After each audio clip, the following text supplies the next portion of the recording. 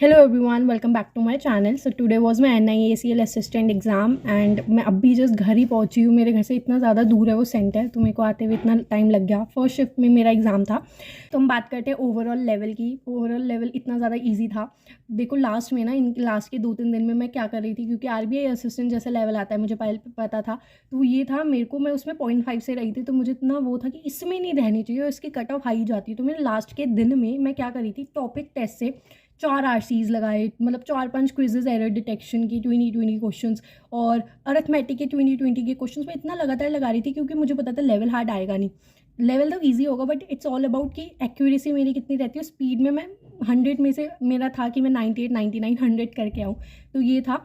तो और वैसे ही हुआ, मतलब क्योंकि वो मेरे काम आए जो मैंने लगातार टॉपिक टेस्ट लगाए थे मैथ्स के लिए और इंग्लिश के लिए। I use topic test of smart कीड़ा। तो हम बात करते हैं पेपर की लेवल की। पेपर का लेवल बहुत ज़्यादा इजी था। मतलब मैंने RBI असिस्टेंट का एग्ज़ाम दिया है, तो उससे ज़्यादा, मतलब उससे इजी था। कुछ कुछ चीज़ें थी जो कि ट्रिकी थी, जैसे कि इंग्लिश। हम सेक्शन वाइज बात करते हैं, तो इंग्लिश जब खुला तो देखो एरर डिटेक्शन आए थे। एरर डिटेक्शन वो ठीक है, मतलब ध्यान से पढ़ने पर कुछ कुछ में मुझे कन्फ्यूजन हुई, to be very honest, error में भी। बट ध्यान से पढ़ने पर ईजिली पता लग रहा था कि कौन सा गलत है कौन सा सही है, तो 2-3 बार पढ़ने पर। बट वैसे ओवरऑल लेवल ईजी था, ठीक है। देन पैराजम्बल्स में मैं कंफ्यूज हुई थी स्टार्टिंग, और मैंने ये सोचा था कि नेगेटिव मार्किंग नहीं करूँगी, स्टार्टिंग और फर्स्ट का अटेम्प्ट करके आ जाऊँगी। बट इसकी कट ऑफ इतनी हाई जाती है। RBI असिस्टेंट में भी मैं 0.5 से रही थी, तो मेरे को था कि नहीं, अटेम्प्ट करती हूँ, पूरा टाइम लगा दूँगी, मतलब पहले सारा कर लेती हूँ। तो मैं पैराजम्बल मैंने पहले ड्रॉप कर दिया था।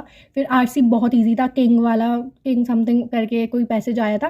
तो ये पैसेज इतना ईजी था ना कि मतलब बहुत ईजी, ठीक है। उसके क्वेश्चंस एकदम डायरेक्ट थे, तो passage was easy. Error detection मैंने आपको बता दिया, और पैराजम्बल्स और कुछ थे मिसस्पेल्ड वर्ड, तो वो तो बहुत इजी थे। फिर लास्ट में बहुत जल्दी हो गया था इंग्लिश का। देन फिर मैंने पैराजम्बल बनाया। पैराजम्बल में मैंने बहुत टाइम लगाया, बट स्टिल मैं करके आई हूँ कि कोई बात नहीं, कर देते। तो मैंने बनाया था DBF।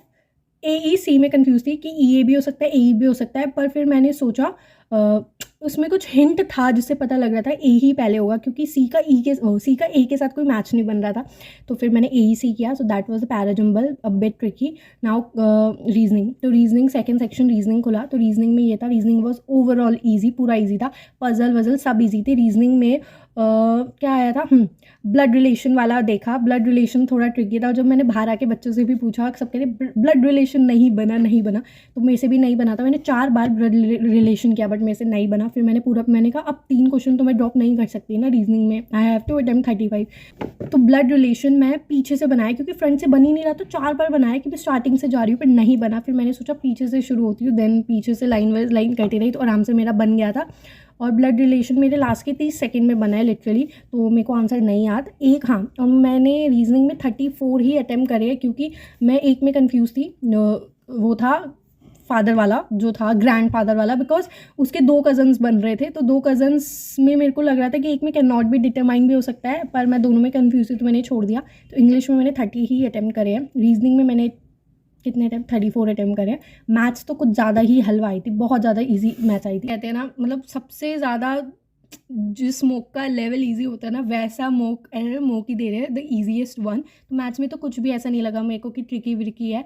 क्या था, मिसिंग नंबर सीरीज़ थी, बहुत ईजी, गैप वाली। और DI थी टेबुलर फॉर्म की, बहुत ईजी। संडे मंडे ट्यूसडे दे रखा था। और क्या था, और हमारे थे सिंप्लीफिकेशन, वो भी बहुत ज़्यादा इजी थे। तो सब हो गया था। मैथ्स का मुझे इतना याद भी नहीं, बस इतना पता है कि इजी था। तो मेरे 35 में से 35 मैंने मैथ्स में करे। तो I overall attempted 99। Please comment section में एक तो पैराजम्बल्स का आंसर बताना और वर्ड फॉर्मेशन का आंसर बताना, क्योंकि मैं रास्ते में देख रही थी, मैंने सिर्फ वॉन्ट ही किया है। टॉन भी कह रहे थे कि टॉन भी वर्ड बन रहा है बाद में, पर मैंने एक ही वर्ड किया है, वॉन्ट ही।